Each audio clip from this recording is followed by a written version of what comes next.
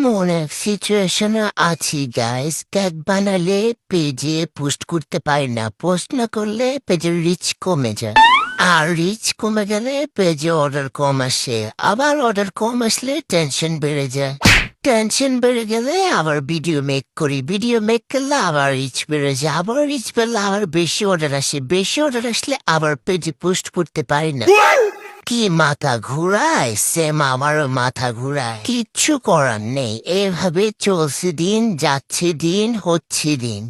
বুঝলেন ভাই ও বোনেরা, বিজনেস মেনটেন করা এত ইজি না। একটা পেজ মেনটেন করা, কাস্টমার হ্যান্ডেল করা, ডেলিভারি মেনটেন করা, সবকিছু করতে করতে একরকম বাস যায়। আপনারা যারা মনে সুখে বিজনেস করার স্বপ্ন দেখতেছেন বা নামতে চাইতেছেন, তারা একটু মেন্টালি প্রিপেয়ার হয়ে নামিয়েন প্লিজ।